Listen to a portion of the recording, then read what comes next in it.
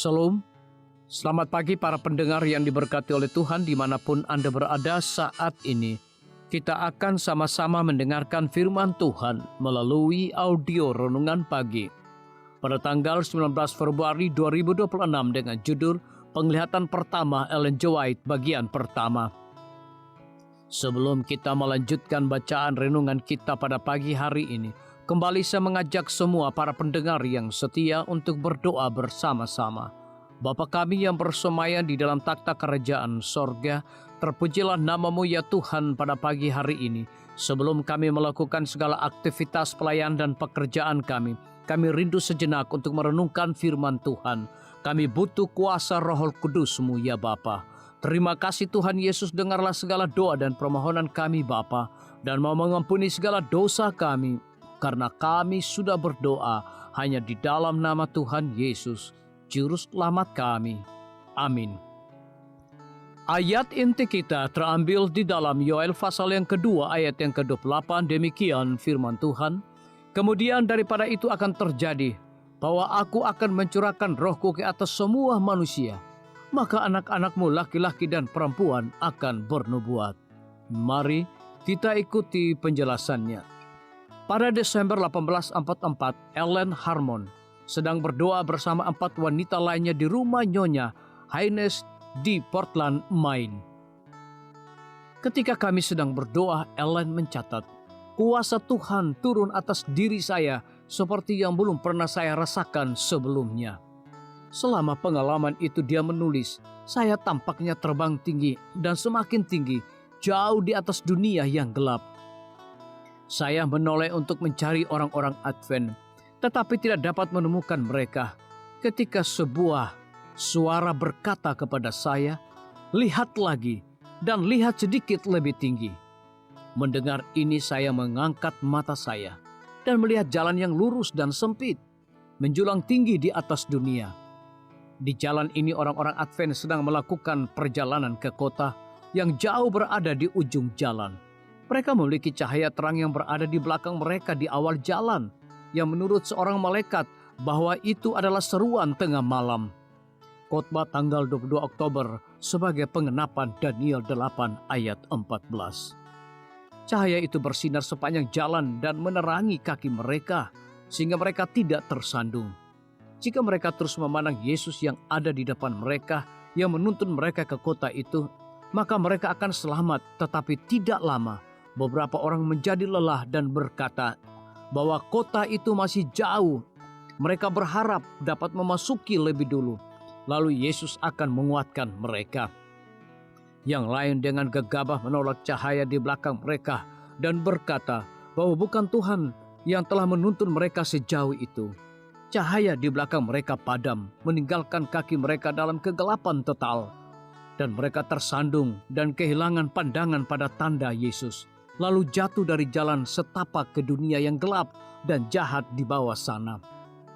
Tak lama kemudian mata terarah ke sebuah timur, pada awan hitam yang kecil yang muncul, kira-kira berukuran setengah telapak tangan manusia, yang kami semua tahu itu adalah tanda kedatangan Anak Manusia.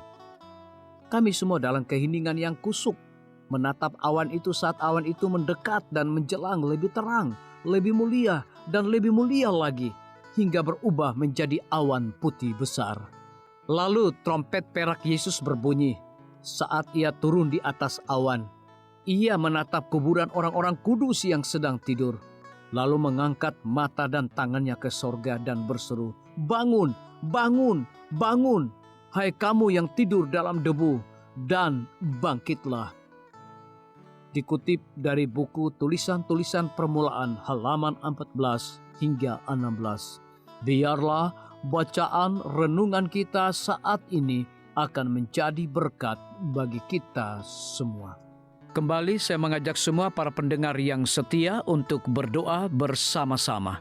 Bapa kami yang bersemayam di dalam takhta kerajaan sorga, terima kasih Tuhan Yesus, oleh karena firman-Mu pada pagi hari ini memberikan berkat dan kekuatan rohani bagi masing-masing kami. Pada saat ini hamba berdoa untuk pemerintah kami. Tuhan memberkati Bapak Presiden bersama dengan wakil, para menteri dan seluruh stafnya. Bapak Gubernur bersama dengan wakil, Bapak Bupati bersama dengan wakil, Bapak Wali Kota bersama dengan wakil, camat dan seluruh stafnya, kepala desa, lurah, RT, RW, dimanapun mereka berada saat ini. Kiranya Tuhan lindungi mereka, pelihara mereka, curahkan hikmat dan pengetahuan sorga kepada masing-masing mereka, agar mereka dapat menjalankan roda pemerintahan boleh sesuai dengan amanah dan titah daripada Tuhan sendiri. Pada pagi hari ini kami juga berdoa untuk para tim medis. Tuhan berkati dokter, perawat, bidan, farmasi, nutrisionis. Kiranya hikmat dan pengetahuan sorga, roh dedikasi yang tinggi, roh kelemah lembutan Tuhan berikan kepada masing-masing mereka, agar mereka dapat memberikan pelayanan yang terbaik bagi setiap pasien yang membutuhkan pelayanan mereka setiap hari. Kami juga berdoa untuk guru-guru, kepala sekolah, siswa, mahasiswa, bahkan dosen di setiap lembaga pendidikan. Kiranya hikmat dan pengetahuan sorga Tuhan berikan kepada masing-masing mereka, agar mereka dapat mendidik setiap anak-anak untuk memiliki karakter Yesus Kristus. Hamba juga berdoa untuk TNI, Polri, PNS, wira swasta, petani, nelayan, ojek online dimanapun mereka berada. Kiranya berkat dan sukacita sorga Tuhan juga berikan kepada masing-masing mereka, agar mereka juga menjadi saluran berkat bagi sesama manusia. Para pendengar yang setia yang berulang tahun saat ini dimanapun mereka berada, biarlah dengan bertambahnya usia, mereka semakin hidup bersyukur dan berterima kasih kepada Tuhan setiap saat.